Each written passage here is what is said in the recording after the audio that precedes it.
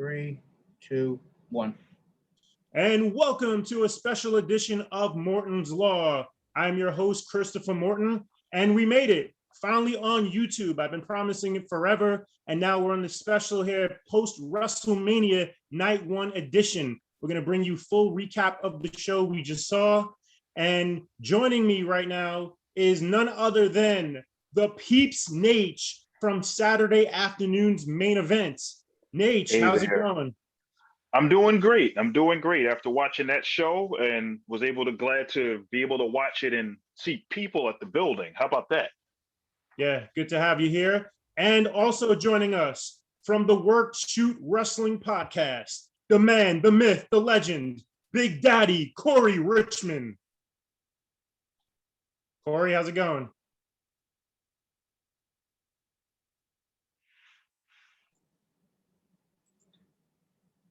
Doing good, guys. Thanks for having me on the show. Okay, yeah. Thanks for being a part of this. And that was I thought it was a better than average show. We're going to get right into the recap of it. And let's go from the start. So here's the thing. The show started and I wasn't sure about the crowd. I had asked a few people because I heard some interesting takes on how many people would actually be there. And then I found out it was like 25,000 people. And a lot of the cardboard cutouts looked like real people. So it confused a lot of people on that. And then, of course, we had that 45-minute weather delay. Sean, what was your thought when you heard about the weather delay? I thought we've been in the Twilight Zone. I never thought I would actually go and watch a wrestling show and hear the words rain delay in a wrestling show. But we actually were able to get through it. I think it was like a 45-minute delay. Yeah, right. They were able to kill time by interviewing everybody that was participating on night one.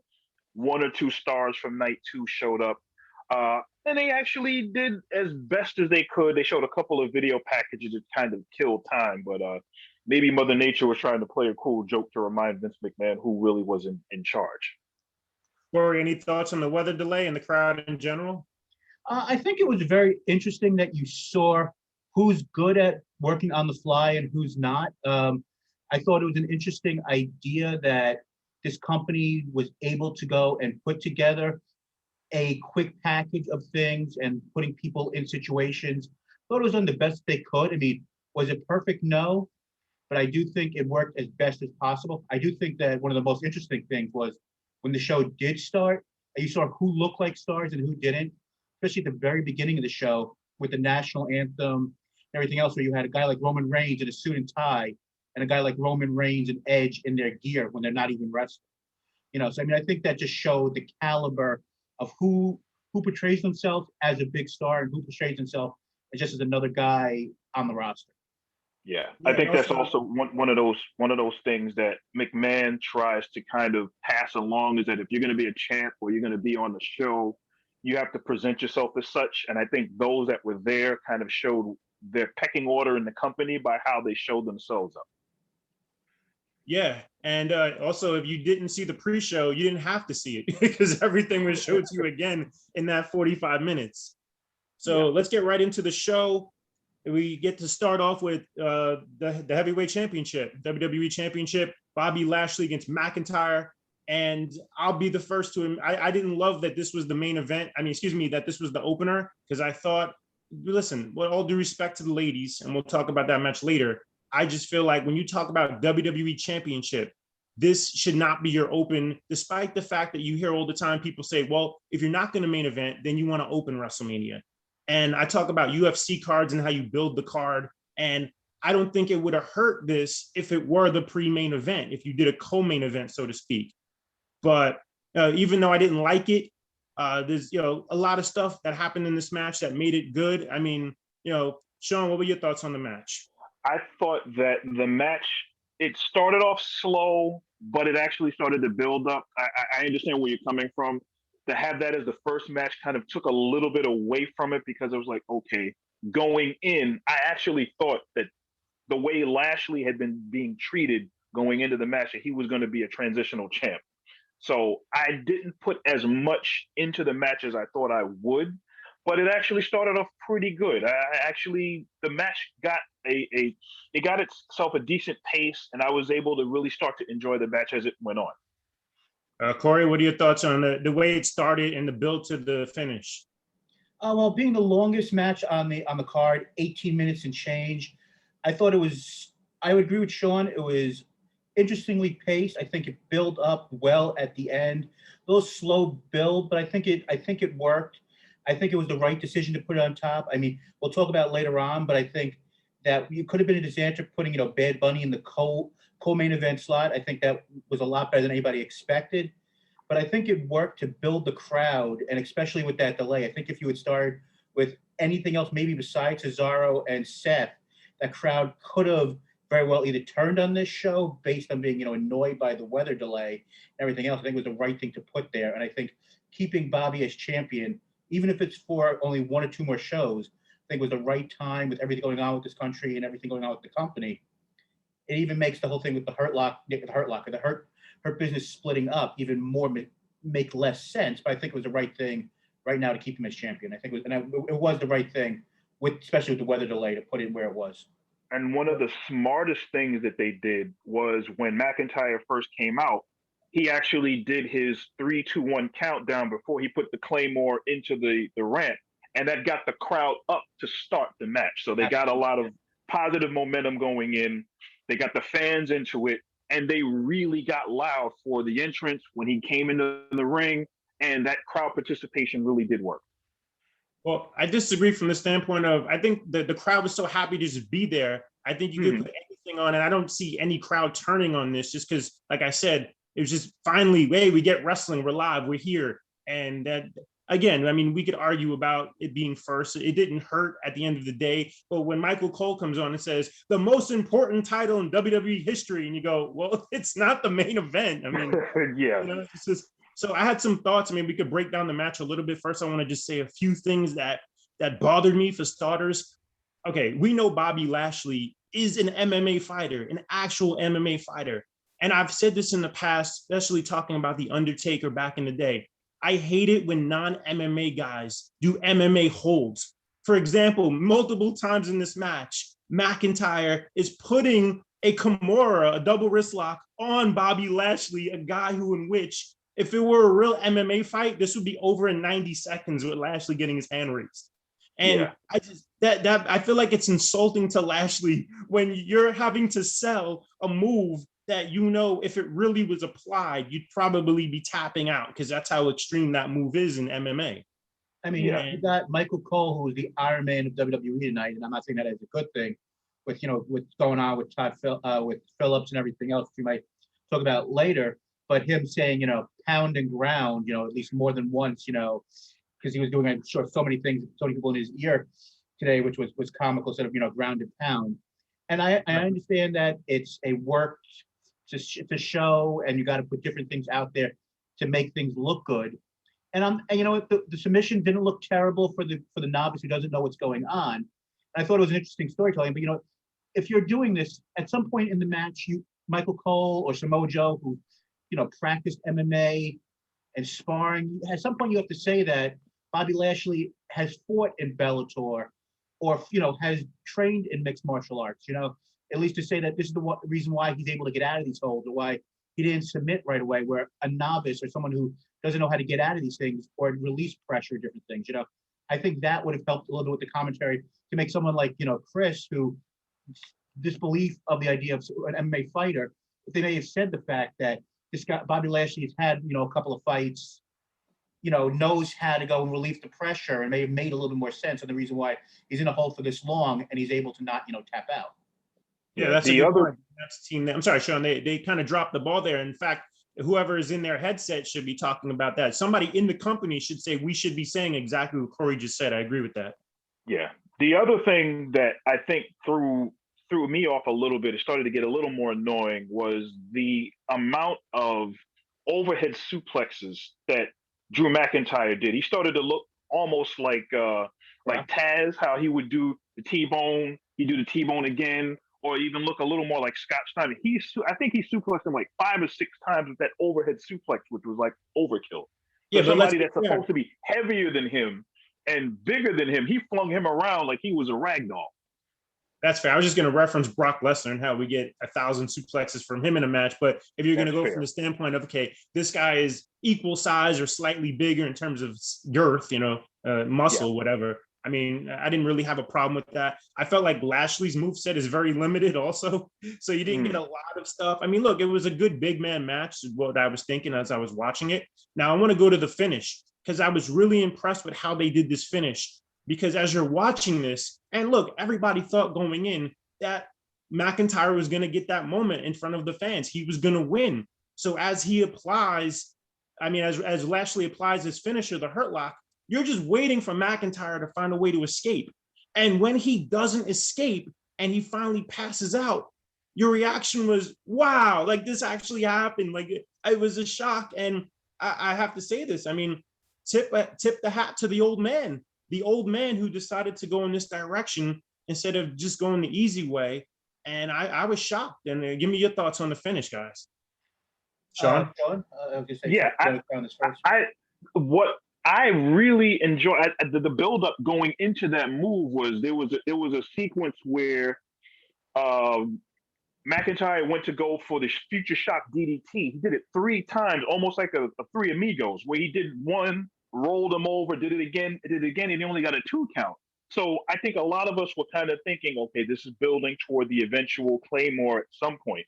But you're right, the way that ended and being put in the move after attempting it one other time in the match where he wasn't able to fully get it in there, that's the reference that you and I talk about off air every so often, how if you're going to use a particular move that's protected, you don't overuse it. You say, okay, it doesn't work one time, try it maybe one other time later on in the match. You don't repeat it over and over. But the way that this happened, it was perfect. I like the way it was done.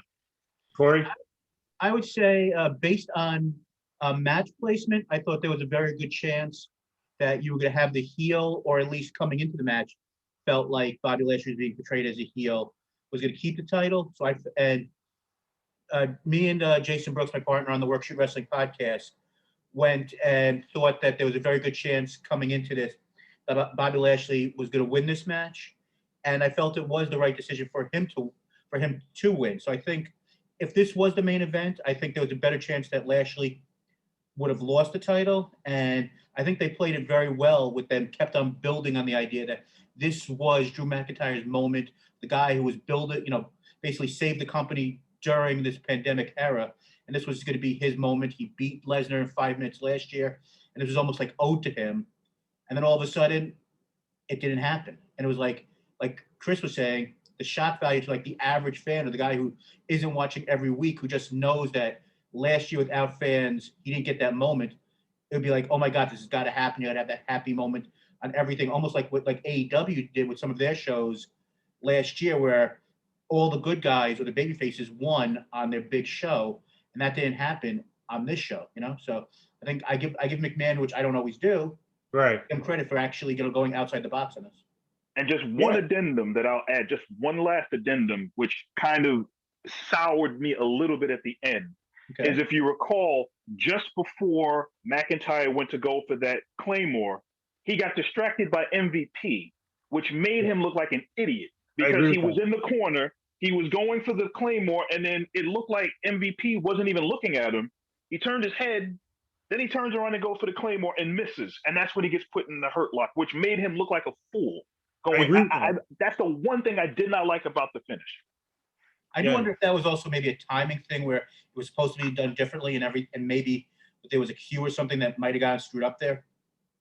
That might, like I said, whatever happens, you got to go with, and you can't say the benefit of the doubt, but I'm pretty sure that might have been a timing cue that got screwed up. But I mean, what happens, and you're absolutely right that it didn't look great, but I would think that most likely with everything that was going on with 45-minute rain delay and everything else, I could see that maybe there was a timing cue issue on that. Maybe should have been done slightly differently. But overall, I think it was a solid opener, and it was a good way to start a show for fans who hadn't seen wrestling in a year. Yeah. Live. Yeah. Well, let's move along now. The next match, we get the tag team turmoil women's match. And listen, there's not much you could really say about this. I just want to go over some quick notes that I had. First of all, I saw poor Naomi. Listen, how long has she been coming out with that same entrance and the same dance? I mean, I just feel bad for her. And then Lana, oh my goodness, listen. We talk about AEW women's division, which has been improving over time, but Lana makes that division look gold. I mean, her work along with Billie Kay in this match, I'm watching this going, oh my God, this is embarrassing. Like, there's so much bad wrestling in this match. Now, of course, we'll go on and talk about it later on, but there was just, like, for example, Liv Morgan and Ruby Riott saved this match, I think. Liv Morgan is actually really good when you watch her closely. I enjoyed that. By the way, before I ask you guys your thoughts on this match, did either of you can jump and answer, did your cock buffer at any point here? Because I got a cock buffering, and then I got a black screen. Corey, did that happen to you too? Something might have moved at times during the match, but my feed was okay. Okay, I got a black screen a couple of times, but I didn't get any buffering, so the cock stayed where it was. All right, so Corey, your thoughts on this match, real quick? It did not need to be 14 minutes. I think the wrong team won. I mean, I feel bad for Mandy Rose, the fact that, it's her big WrestleMania moment, and she almost, broke her neck, tripping on down the aisle. I mean, and apparently right after that happened, they went and did a wide shot, and they had people, basically take towels and try to, make sure it didn't happen again for the rest of the night. I think AJ almost fell, I think, during his entrance, or he at least was making fun of the idea when, they came down a little bit later on. Ruby Riott and Liv Morgan, like I said, should have won this match. I thought they looked good. I mean, the story that was being told on TV over the last couple of weeks, especially with talking smack with the segment with Paul Heyman, kind of led to the idea that we knew who was winning with Natalya and Tamina. I have no interest in seeing Tamina and in a big WrestleMania match ever. I mean, was the finish okay? Sure, but I think the best match would have been Liv and Ruby on Sunday, and I think we're going to have a really bad match, and hopefully it's not 14 minutes again. Sean, your thoughts? I don't think it's going to be a bad match. I think that this match is much more so validation for Natalya because of all of the times that she's had a chance to try to get to WrestleMania, and it always seemed to be either an injury or she was told she was going to be at the show and then she didn't get used. So I think that was much more so for Natalya based on the previous things that happened to her in there. Tamina looked okay. I wasn't expecting a whole lot, but I actually, just for me, my own edification, I actually like the dynamic between those two and the story that they're telling that, well, other people have made money off of our names, so why don't we just do the same? And I like that dynamic going forward. Whether they win tomorrow is a different story, but I actually like the story that they told just for that. But I will agree, the Riot Squad, they really saved this match. They were really good, especially that senton off the ropes. That looked really good. Liv Morgan has a lot of cool moves. I just wanted to talk about the finish really quickly because you get the heart attack, which of course is a nod to her father, and the thing about if you're doing a classic move like that, the heart attack. Now I get the setup to the finish, but think about that. They used to be a finisher, and they didn't even go for a pin. There was no cover attempt. I mean, in their tag matches, that has been the finisher, and I guess that's just was because it's WrestleMania. They want to do the ode to Jimmy Superfly Snuka and father, who they shouldn't be doing odes to anything except figuring out a way to still put him back in jail, other activities. Watch Dark Side of the Ring coming back, May 6th, I believe it is, but cheap plug for something that nothing to do with us. But like I said, I didn't think it was a very good match. I don't think the match on Sunday is going to be very good. But you're absolutely right that Natalya deserves a WrestleMania moment. But I just don't, and I don't know how many more years she has left in the company. She's given her heart and soul to the women's division. But I think right now, if you wanted to have at least a decent match on night 2, Morgan and Riott were the people to at least put in a match with Shayna, and I think the three of them could have done something to work around and just maybe put something that was halfway decent. I just think there's too many bad parts in that match tomorrow that's going to make it a lot more unwatchable if you had the Riot Squad in there. That would have just made it at least, a little less of a bathroom break. And not because it's a women's match. Nia Jax doesn't make it unwatchable? Like I said, you would have at least had, one less unwatchable part. Right. So let's move along here. We get Rollins and Cesaro, and finally Cesaro gets on the big show. I mean, they made it a story how he's finally on, and there were many interesting, like this was good, and several good moves in this match. That corkscrew splash by Rollins, holy cow, that was remarkable. Yeah. People forget how good he is sometimes and what he was able to do when he was Tyler Black in Ring of Honor. Obviously, he's been kind of WWE watered down in a sense in terms of his high spots. That UFO move where he had him on his back without hands, that was incredible. The 23 swings, and this was really good. Corey, what'd you think about this? I thought it was an excellent match, and most likely it was the best match of the show, but I did have a major problem with the match.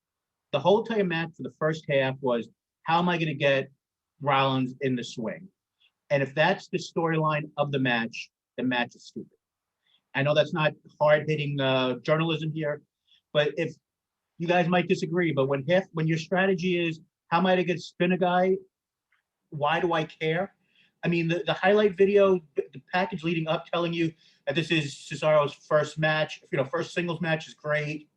And the idea that, Seth is coming back and what's Seth's future. I mean, on the podcast, both me and Jay both thought that Rollins was going to win because Rollins is the biggest star, and you could mostly set up Rollins some point at SummerSlam, facing whoever wins the main event tomorrow night, thinking that's the bigger name. But the big thing coming out of this is Cesaro's got to get somewhat of a push and have a world title shot coming out of this. If he just wins this match, and this is just a career-defining moment, and this is the reason why they said, you're going to win a match at WrestleMania, so please resign so you don't go to AEW, that's not enough. That's great for him, and he got a payday. But if he's only there to get this one win, and he's back in the mid-card and happy to have, random matches with, Sami Zayn, what does it matter? Great match, but if that's all this was, no follow-up, I don't care. John? Yeah, I mean, I think we said the same thing about Dolph Ziggler. Was like, well, where is his payoff going to be for all of the matches that he's had? Mm-hmm. At least he can say he's had 2 world championships, although one was given and the other one was a cash-in. But at least you had that. Cesaro, I believe, is probably one of the most underrated talents in that company, and he's had to subject himself to a lot of garbage for a very long time. Although as a tag team with himself and Sheamus were a very good key moment of his career. Going into that match, I thought that, as you're saying, if it's something that's going to be just a one-off, then what was the point?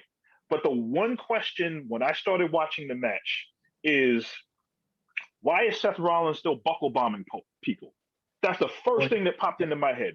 After what he did to Sting, and after what he did to Finn Balor with those buckle bombs, and we've seen him injure folks with that move, and I thought some time ago that this was a move that was somewhat banned.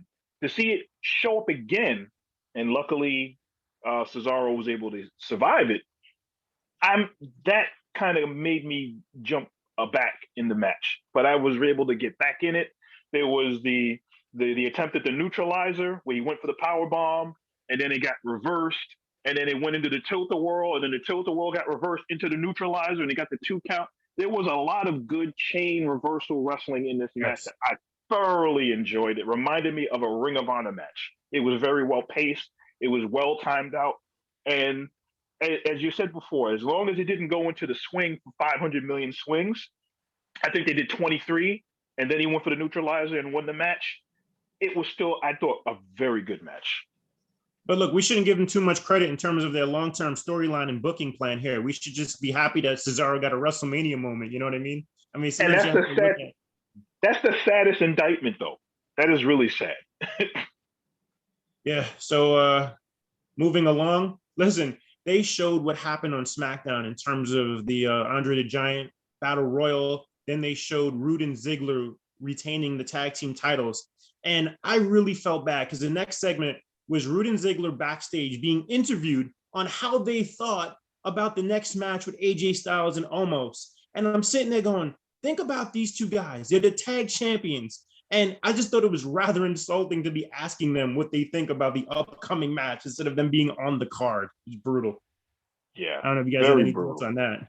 I think that going forward, they have to find a way to actually have all of their championships defended in WrestleMania.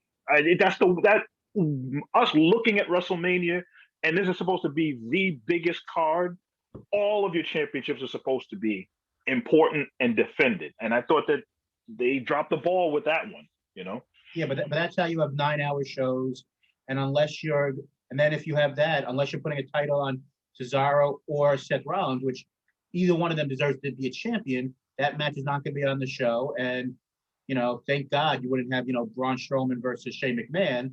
But, you're not going to have specialty, quote unquote, at times dream matches if all of your champions have to be on the card. So I mean, every once in a while, a title match will either be headline a specialty show, like be the big match the night after WrestleMania, or, a key match the night before, the SmackDown before. I mean, if it's two things, you want to say that the way it was handled on SmackDown wasn't anything special, that's one thing.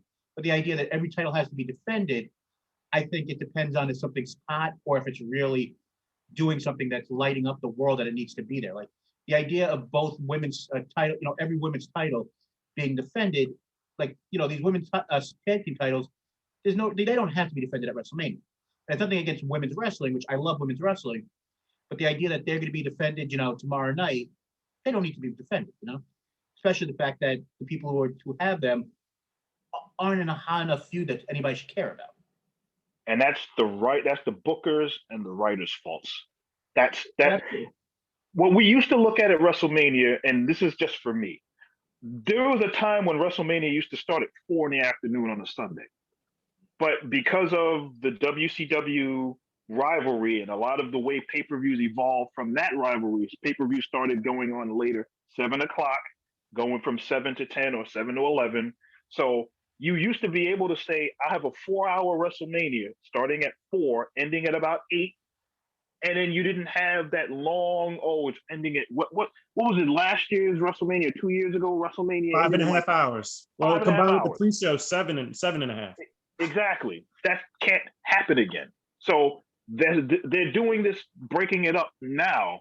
But I think next year I've heard that they're going to go back to the one night show. I'm not sure if this is a permanent thing or not.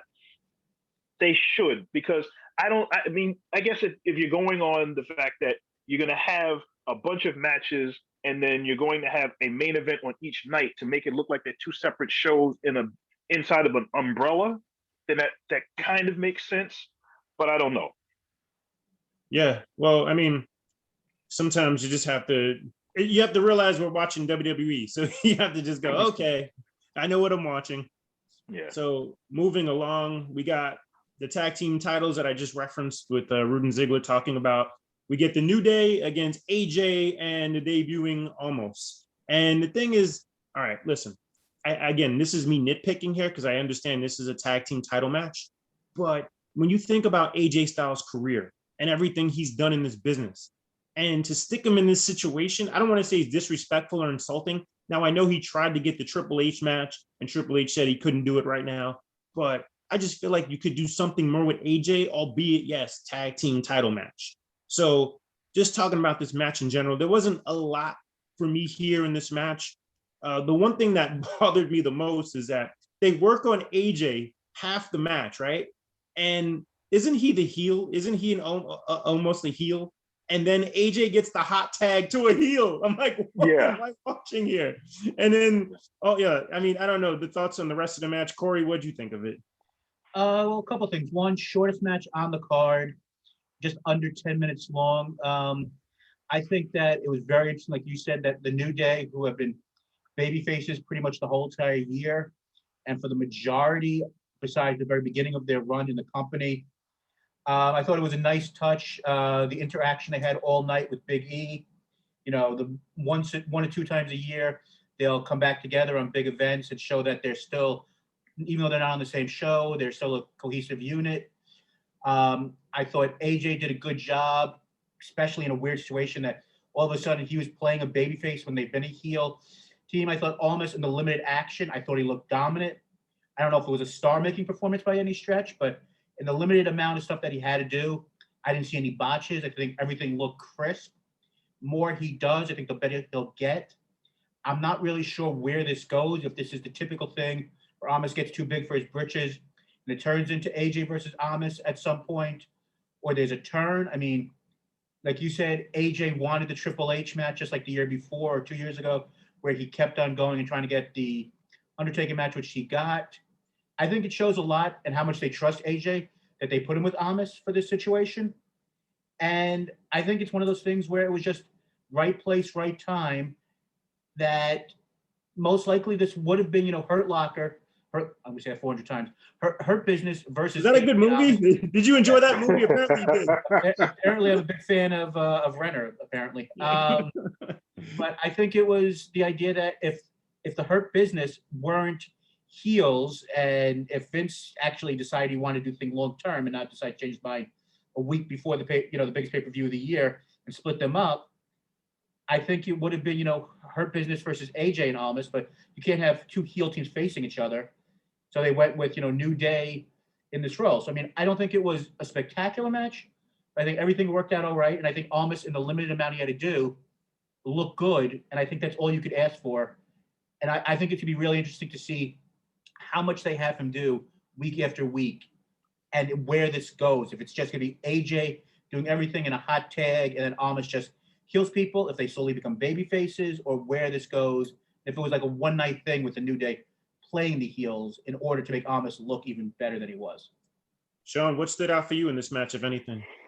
What stood out for me was there was a spot in the match where I believe it was Kofi Kingston went for a side headlock after they were trying to go for some rest holds to kind of draw some drama in. And I heard a faint spattering of boring chants. Oh, wow. There was a spot somewhere in that. When you go back and look at it again, then they sounded like they were chanting boring. But you're allowed to rewind? But you're allowed to rewind? I didn't know that was possible. Well, yeah, I guess you're going to have to watch it again, as opposed to, since apparently Peacock doesn't have that yet until, July? Hey, respect the cock. And that part was good. But then, like you said, the hot tag and almost, and it seems like they don't know whether it's almost or almost. They don't even know how to pronounce the man's name because it changes during the entire broadcast. Right. As soon as he got in there, as you did say, he looked absolutely monster heelish. He was throwing people around left and right. Then there was the spot at the end where AJ jumped off the ropes, then jumped off almost, and caught, I think it was Kofi with the phenomenal forearm. Right. And then they were able to get the win afterwards. That was as dominant a rookie debut for somebody his size to look. He looked really dominant. He didn't look like, oh, he's a rookie. He didn't look like Giant Gonzalez. He didn't look like Giant Gonzalez or Ellie Gonzalez. He didn't look that bad. He actually, they protected him well. All the weeks going into this match, he looked pretty good. And I'm actually looking forward to seeing him in the future, what they do with him. Yeah. Well, I mean, again, we'll see. WWE, right? So moving along, we get this cage match next, which I was not looking forward to at all. Shane and Strowman. And there was a bit of a jump start here. You get Elias and Riker destroying Strowman with chair shots, which makes sense because if you're thinking about this going in, you're like, how is Shane going to be able to hang with this guy? This guy's a monster. You should kill Shane immediately. So from the especially booking, if they bill him at 385 pounds. Right. From the booking aspect, I thought this was smart to have those guys jump him to put him at a slight disadvantage. And then as the match built, I thought it was better than I anticipated being, so I was okay with it. And then, of course, you get the crazy bump by Shane off the top of the cage. His Mick Foley moment again. That's what I think Shane in another lifetime would have been a great hardcore death match guy. Like, he would have loved to work that style. Like, and I mean, Sean, what are your thoughts on this match? I actually thought it was to what you would have expected, a little bit better. There's a spot where they went to the top of the cage and then Shane pulled out what looked like a toolbox and cracked Braun over the head with it. And then he looked like there was one part that was really stupid, and I think you know where I'm going with this. As Shane looks like he's about to leave the cage, his hand goes in and he waves bye bye, I'm leaving the cage, which of course Braun then gets up, grabs his hand, climbs to the cage, and then rips the cage down. And that made no sense. To yank him back into the cage and then go throw him to the top to do what he did for later on, that made no sense. But it falls into the narrative of what they've been doing with Braun. This is the same guy that, a year and a half ago was flipping over ambulances. Right. This is the same guy that was throwing people all over the place like they were nothing. And just last year, main evented night 1 of WrestleMania and won the championship. And this year, the same guy that won a tag team championship with a 10-year-old. And this is what you're doing with him now. This makes no sense of how they book him. They don't know whether they want to really push him or just sort of push him. Oh, he's invincible today, but we'll make him more human tomorrow. You have to come up with a plan. You can't dilly-dally on it. And that's what hurt him a lot in this going forward. It was silly. Corey, what'd you think? I think this was the most ugly. I know I said the women's match was trash. Right. I think this was the worst match on the card, easily. At least I think the women worked hard. I think this was sloppy, really bad. I thought most of it was unwatchable. I don't know how this match, and this is, of course, everyone's clock is different, how this actually was a second longer than Cesaro versus Seth. This match clocked in apparently at 11 minutes and 28 seconds. This match was longer than the tag team title match. It was longer than Cesaro versus Seth Rollins. There's no reason why this match had to be on the show to begin with. I mean, I'll be the first one to say there's very few Shane McMahon matches that I like. I've liked maybe a handful of Braun Strowman matches over the last, 8 or 9 years. I mean, I liked early Braun when they pulled him out as a monster, when the early matches, him and Roman, where they were just basically killing each other and superhuman strength stuff. I thought those were actually done well. The idea of this whole entire match was built as one guy, he's a dummy or he's not a dummy, and I'm doing this for so nobody is a dummy. I mean, yeah, so stupid. The building of this thing was just trash. Yeah. These type of matches don't do anything for me. It did nothing for me. Maybe on a rewatch and, with my eyes not starting to fall asleep with the 45-minute delay, maybe I'll reappreciate it and look at it a little bit better eyes than Sean did. But I thought this match was the worst match on the show easily. No, but if I ever see it again, it'll be way too soon. But Corey, here's the thing, though. It's not about us liking it. I didn't love the match or like it. I just didn't think it was as bad as it could have been. I think it could have been a lot worse, despite you saying you hated it. But this could have been even worse. And the most ridiculous part at the end was when Strowman looks at the camera and goes, "This is for everyone you ever called stupid." It's just like, what? This is for all the independent guys that you think should just be happy to have a job during a pandemic. Yeah, he's a real winner. I mean, look, again, WWE, it's WWE. All right, let's move on. And, before the match, was he a face or was he a heel? Because he went in as a heel, and then they kind of turned him face based on the fact that Shane was bullying him. So now he's bullying the bully in the main at the card at WrestleMania. So what was the point of the feud? Wasn't he bullying him, Adam Pearce, like a month earlier? I mean, it makes no sense, which Chris put very, very succinctly earlier. But just one thing I wanted to say about this, and this is actually something I will give WWE credit on this show. I think the way that they booked the show is actually done pretty well, where they had a hot match with the Bobby Lashley, Drew McIntyre, then they slowed us down a little bit with the women's gauntlet match, brought us back up again with Cesaro, an okay match with the Styles match. They brought us back down with the Strowman match, and I don't think they ever expected it to be as good as it was when they brought us back up with this Bad Bunny, tag team match. And then we had the main event, which we'll get to, of course, in a few minutes. I think the way they paced the show, the ups and downs, I think really worked. I mean, I know that if you want a great show, every match to be, like a takeover night 1 where everything is just spectacular. But I think the idea of, I know the bathroom break or whatever, but you were able to go and get your energy up, and especially with the crowd, I think was able to go and pace themselves. So I don't think the crowd ever really just went and died as a result of it, because they were able to go be like, all right, this is really good, this is really bad. I can just, relax.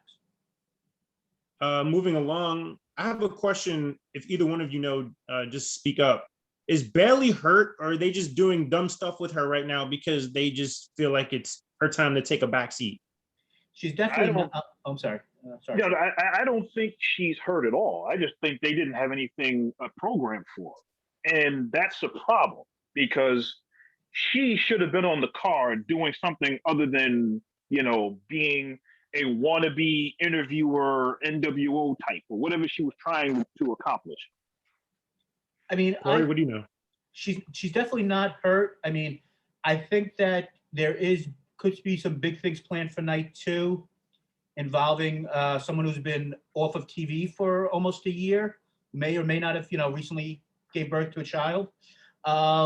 Maybe some interaction with her, tomorrow night. Maybe the Irish last kicker, maybe 1 or 2 things. By the way, the fact that Rollins could get anybody pregnant is beyond me. I just don't know how that's possible. Maybe he just gave her a falcon arrow and called it a day, I guess his arrow every once in a while goes straight up. Boom, boom. Yeah. But I do think she's healthy. I mean, she had an interview with Renee Paquette, I believe it was about a week and a half ago, where she says she's healthy and she doesn't know why, things didn't work out in regard to the Sasha Banks program, where I think most people at the middle of the year thought that there was a good chance that Sasha versus Bailey was going to be the main event for one of the nights of WrestleMania because it was the hottest feud in the company at about the halfway point of the year. Yeah. And it basically, and the way things went tonight, we could disagree or agree. I think it worked out what they did tonight with Bianca Belair. I think it was the right decision. We can get that in a moment or so. But it is amazing that she didn't do anything. And I'm expecting most likely either night 2 or next week's SmackDown. I think she'll have a huge impact setting up maybe the next challenger for Bianca, or like setting up something returning, no longer pregnant Becky Lynch. Yeah, I just think when I thought about this, here's what bothered me most. When you think about Bailey's career or recent time and what she's done in this company and making her, I don't want to say she looked like a fool tonight, but she just looked out of place. They would never do something like this with Charlotte. So that's what I thought. I was like, I didn't like the way they did this to her. I think she rolls with the punches, though. I think she's a company person, and I think she's making the best out of maybe not a great situation. And I think that a lot of people, the average fan, thinks she's funny, and the skits she's doing on SmackDown are working for the non-smart marks that, I'll say that we are, to a certain respect. Yeah, I think a lot of people look at Bailey and they see that they love how she has evolved her character from when she was in NXT to, huggy to what she's become today. And that long reign as champion on SmackDown really solidified her as a bona fide star. So they want to concede it, the fans, the everyday fan that follows the company and follows her, they want to see her continue on that mark to make sure that she's continuing to be featured in matches and feuds that further bring some realism to that character instead of the goofy sports entertainment stuff that we're used to seeing. All right, guys, I want to move along here. I just had one quick thought. I mean, I don't really want to spend time on this, but when I saw the Hall of Fame and everybody brought out on the stage, I thought Scott Hall doesn't look a day over 70. I mean, that's a hell of a life, right? Yeah. When you can somehow look older than Jake Roberts. Wow. Wow. But hey, God bless him. He's gone through a lot, and the fact that he's on the other side, I got to give it to him. Right. If you had either guy in a death pool 20 years ago, right? Think about that. Scott Hall and Jake Roberts, and they survived how many people? Wow. Oh, man. I'm going to burn in hell, but I'll bring the beers. Oh, good grief. All right. Moving along. So we get Bad Bunny and, of course, Damian Priest against Miz and Morrison. Here's just a quick couple thoughts I had. You see, we get Miz and Morrison. Well, first the bunnies come to the ring. And my initial thought was, which one of those bunnies was from the Rosebuds? Braun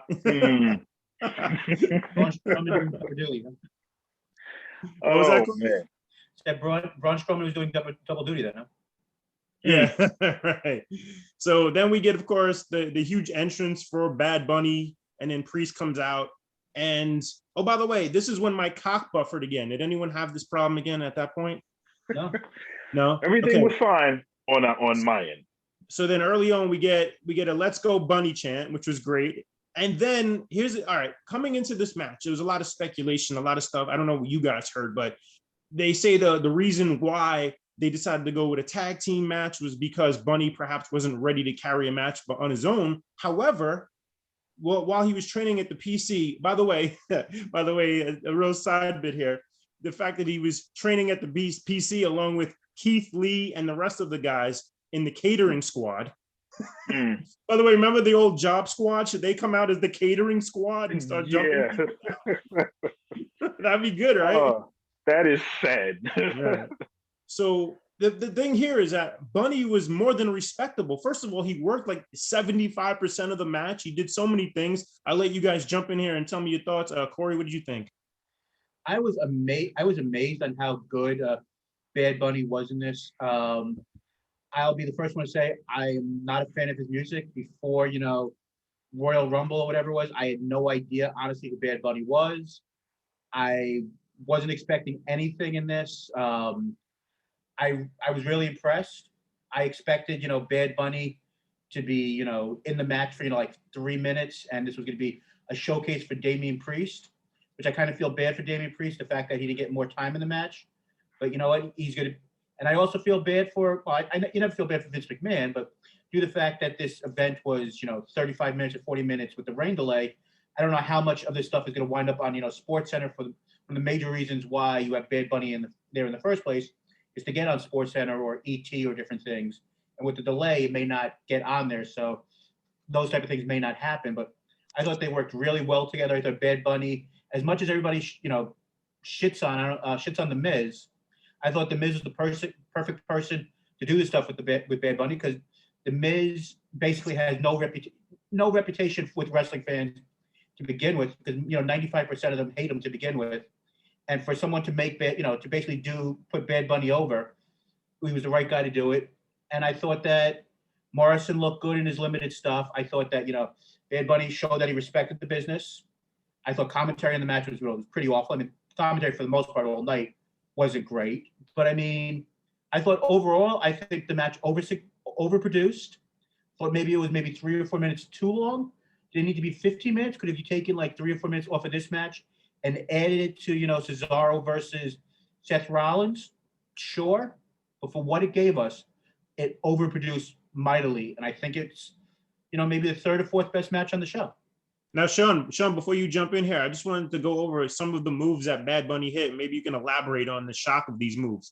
First, he hits a head scissor with multiple revolutions, which is something like you would see from Rey Mysterio or Amazing Red. Then he hits a tornado DDT. Then he hits what they call the Bunny Destroyer. And of course, the crossbody to get the win. Sean, your thoughts on all that?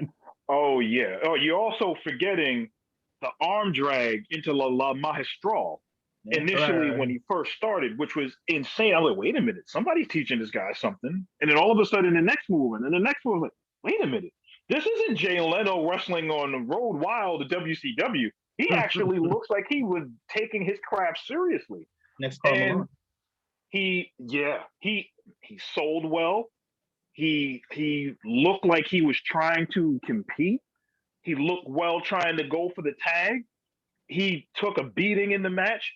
He looks like somebody who has trained for like a year and then has finally gotten his first opportunity. That's what he looks like. Now, I don't think he's obviously got that much training, but he's gotten enough to look good enough where he was protected and able to get a majority of the offense in. I was thoroughly shocked at how good the match was.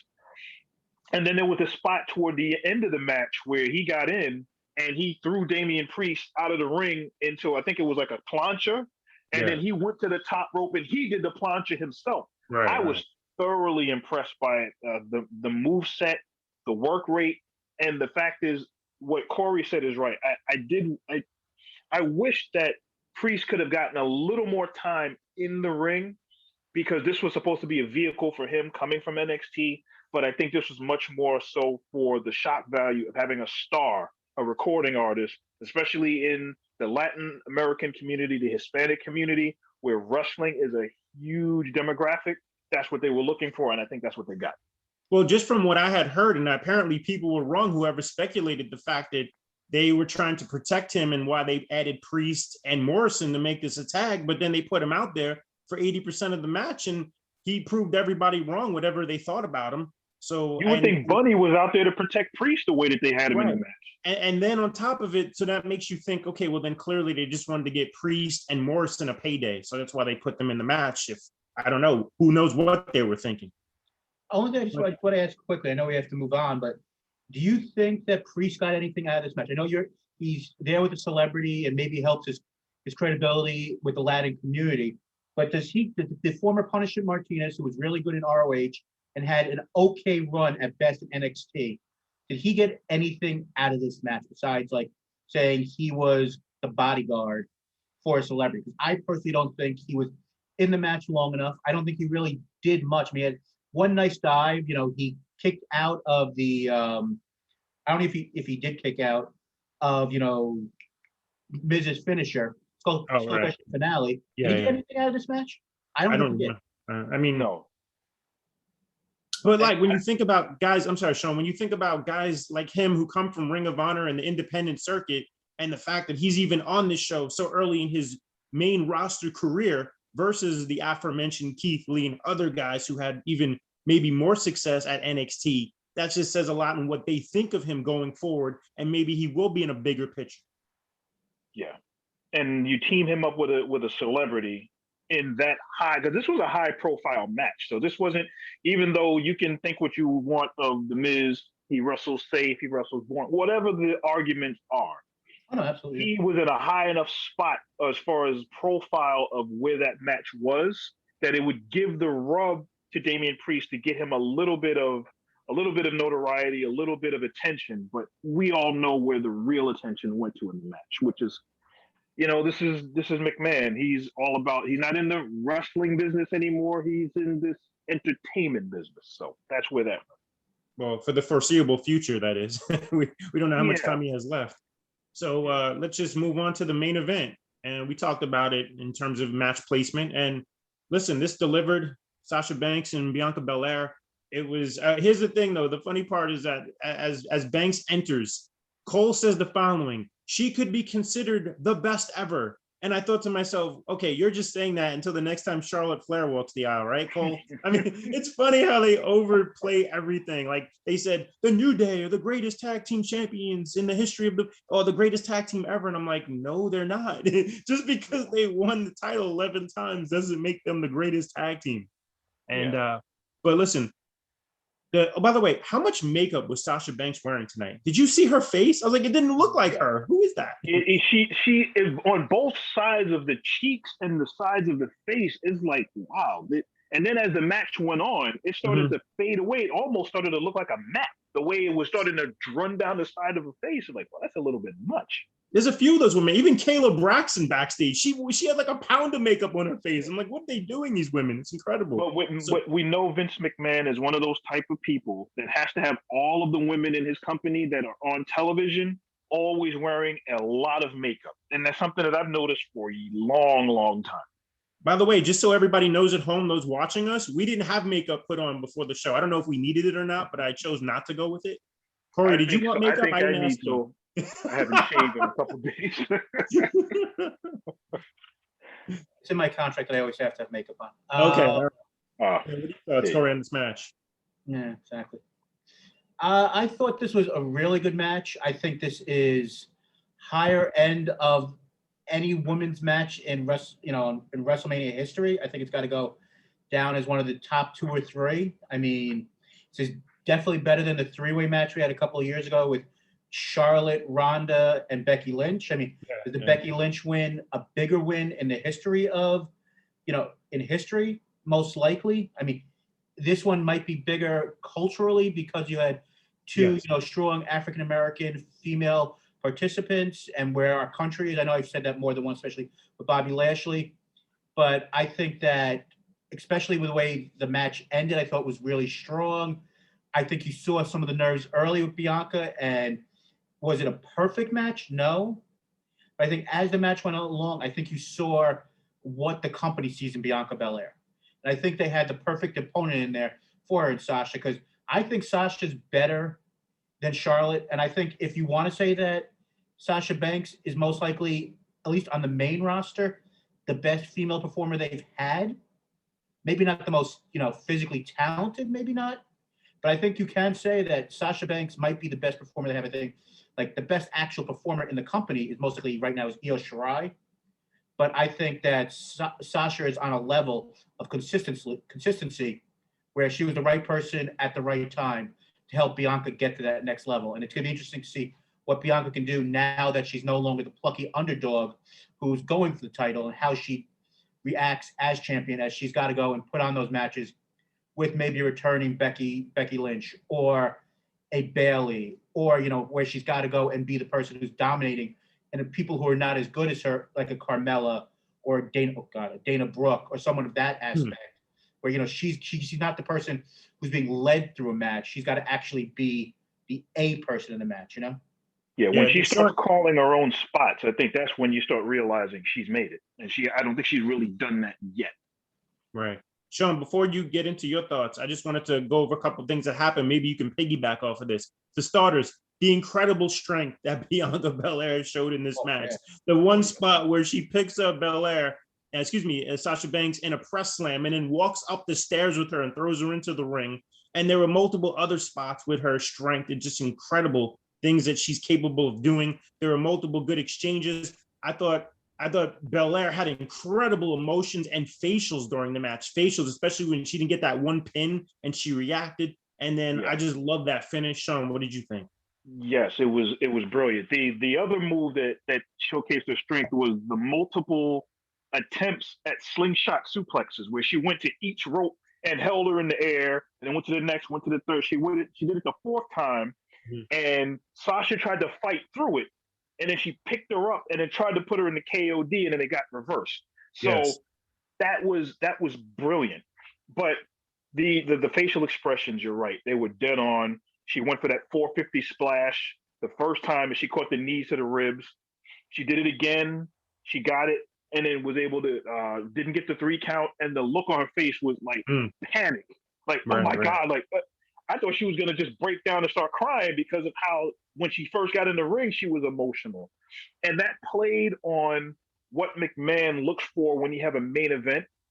The emotion and the storytelling within the match was perfect, and I think that although there were some points that you could probably think of could have been done a little bit better, the overall pacing of the match was really good.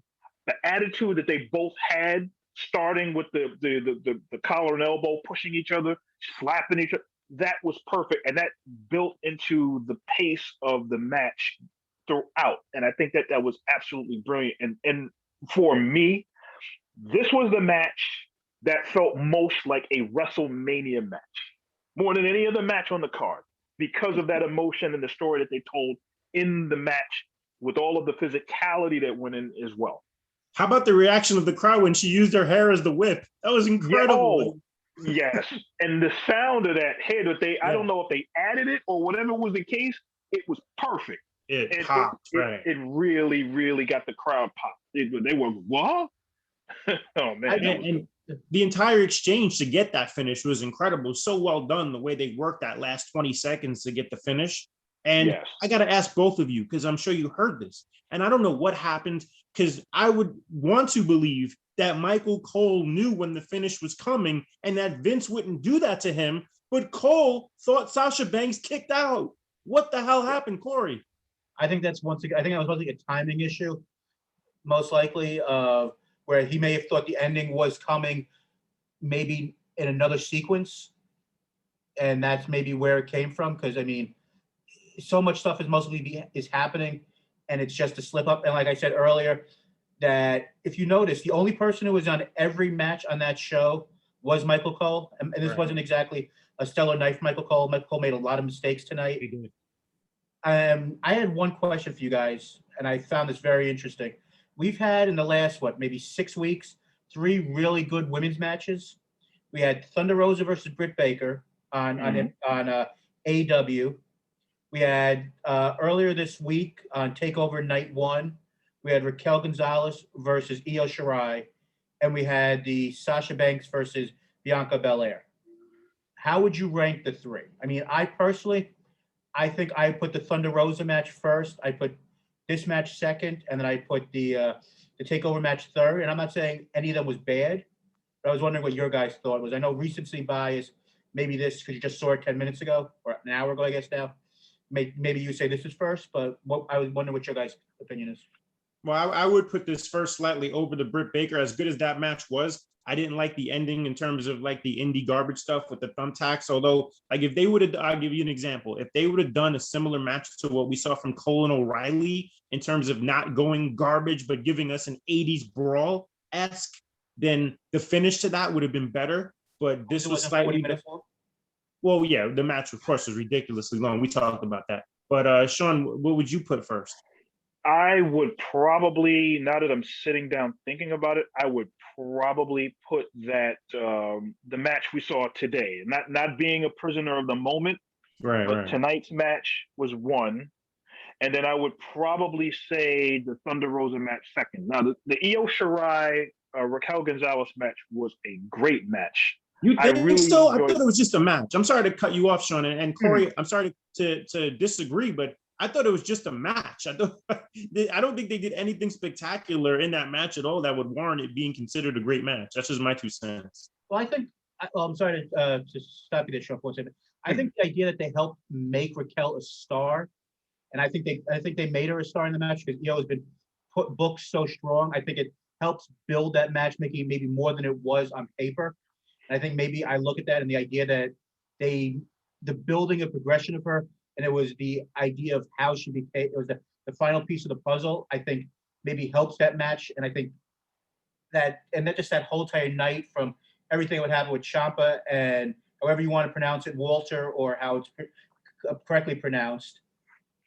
I just think that night just melded into a great show altogether. Maybe I'm slightly jaded by it, but I thought that was a really good match, and I thought it was a defining moment in Raquel's, career so far. Maybe that's why I look at it a little bit higher. But yeah, but I would think definitely number 3 of the 3. Yeah, there was a point that Chris made to me a couple of days ago, after watching it, was that when Gonzalez won the match, she almost looked like a face the way she celebrated. And I didn't think about it until I watched it again and like, you know what? You got a point there. So that's a good point by Chris. And other than that, instead of her just staring everybody down and mean mugging everybody like Clubber Lang in Rocky 3, which is probably what she should have done.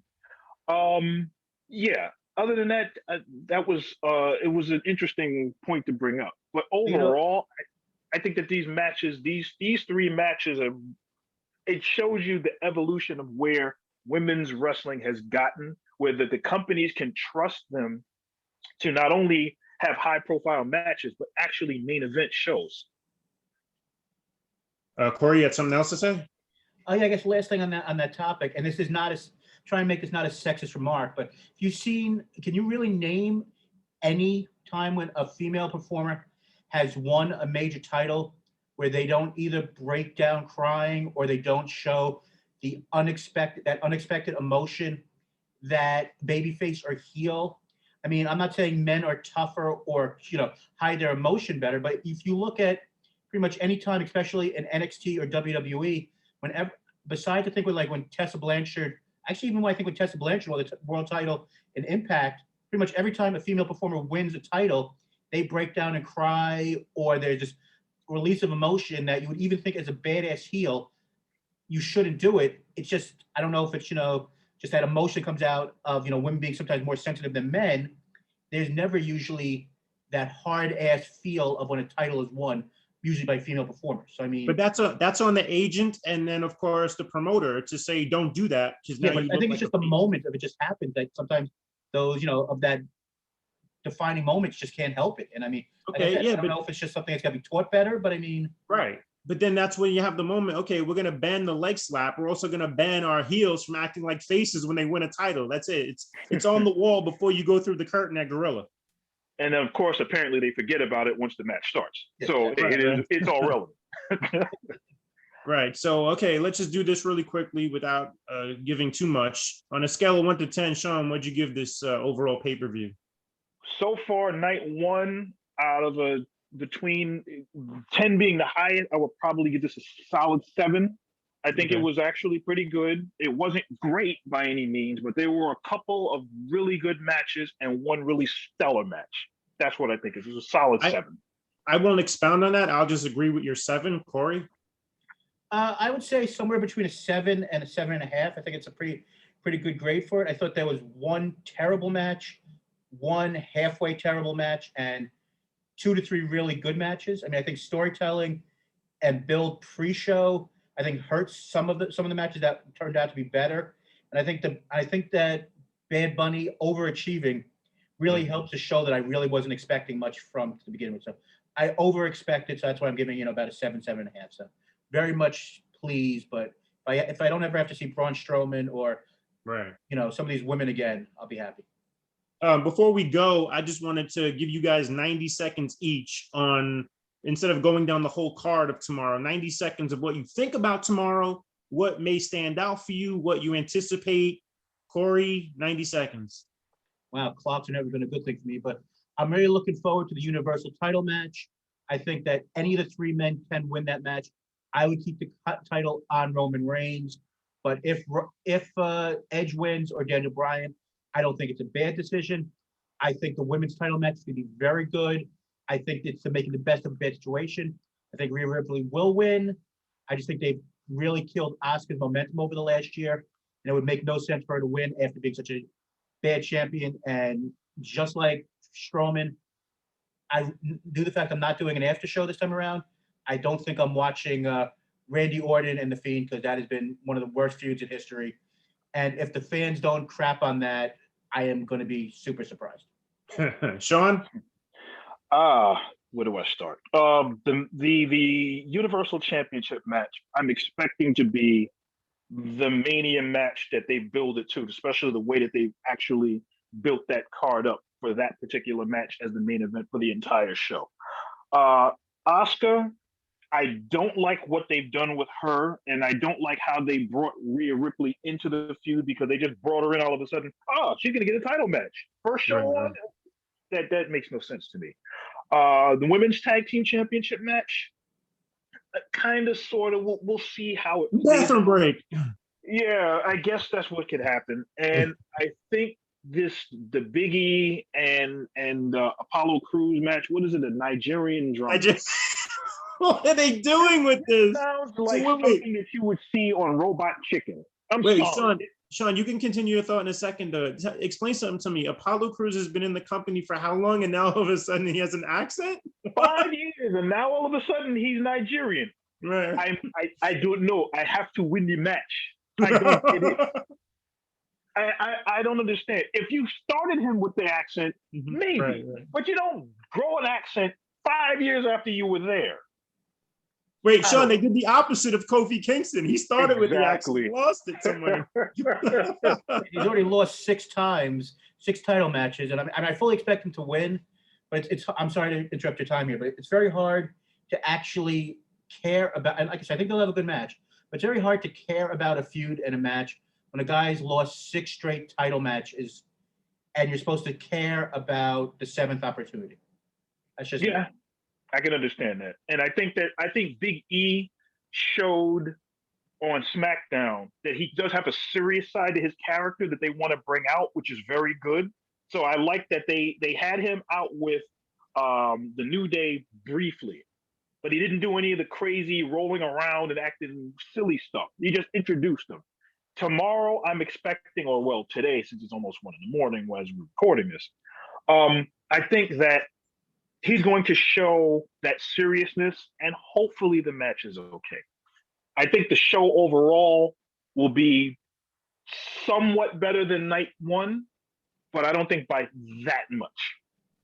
Well, real quick, I'll just give my thoughts. I agree with Corey 100% on Orton versus The Fiend. I hope the crowd just takes a dump on it.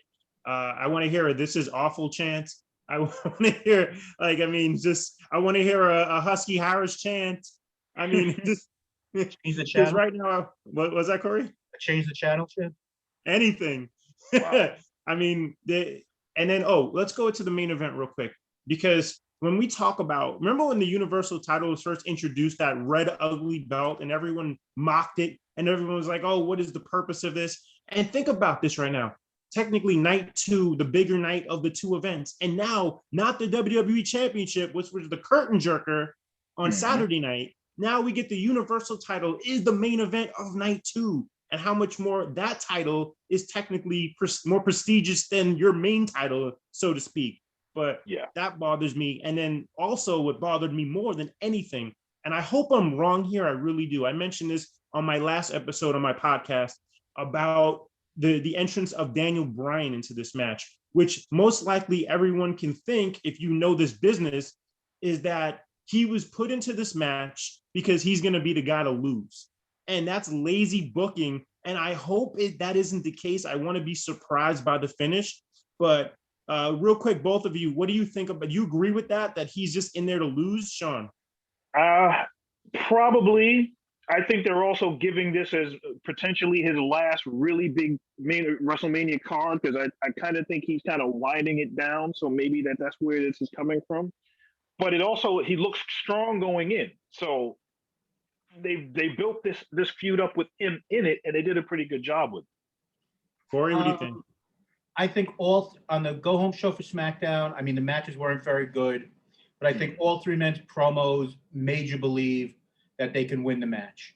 Yes. And I think his impassioned promo at the end, with the idea of how, the yes actually came from, I think really worked for the average fan and make them believe that the babyface in this match actually has a chance.